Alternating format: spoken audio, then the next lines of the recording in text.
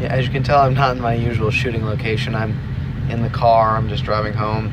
I'm not driving. If I was, I wouldn't be able to shoot this. But still. Yeah, okay. So we've come to this point in the Second World War. The turning point on the Eastern Front. The Battle of Kursk. Kursk is a city in Russia. It was at this point the Russians had decided to, as I believe General Zhukov said, put Hitler in his place. He had conquered all 6 of the 6 countries of the Soviet nation, and Stalin wanted them back. And since he knew that the only way to get the Nazis to do anything was through violence, he decided to be as violent as he could be. He didn't set foot on the battlefield himself. He was back in his little secret control room. But from there, he commanded his soldiers with some of the most interesting yet effective tactics ever used. He had them before the day of battle, like the very night before. Yeah, the actual night when it's dark out. He had his soldiers place mines all over the battlefield. Excuse me.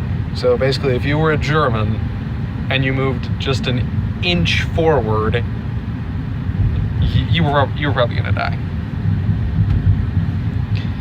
The Russians luckily knew where the mines were and how to avoid them, but they placed them everywhere for the Germans. Germans brought thousands of tanks, used 2 armored divisions. The Russians used every man they had,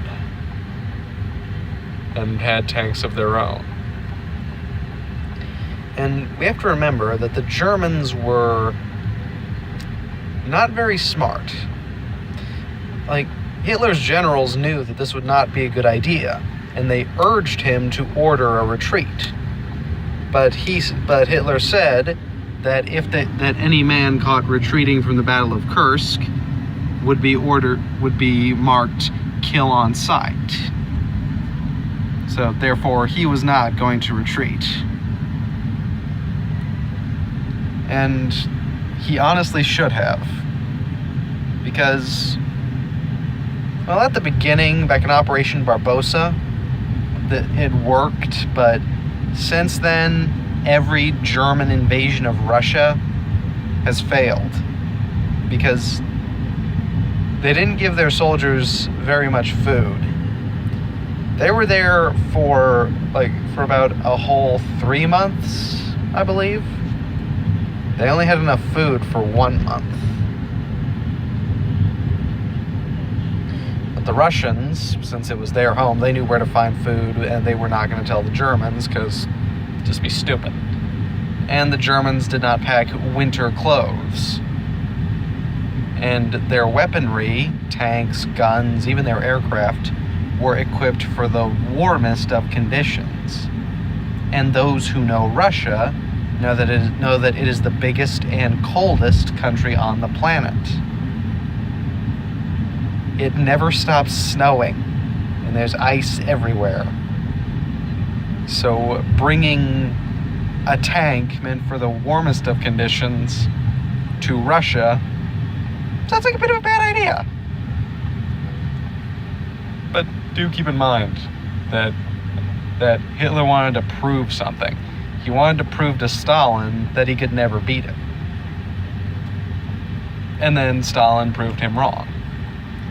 As the German tanks would freeze, they would accidentally go on mines, and the Russians would corner them. Like there was nowhere a German could run and a Russian wouldn't be behind him. So they would just pop up everywhere. From the snow, from the trees, even from the water.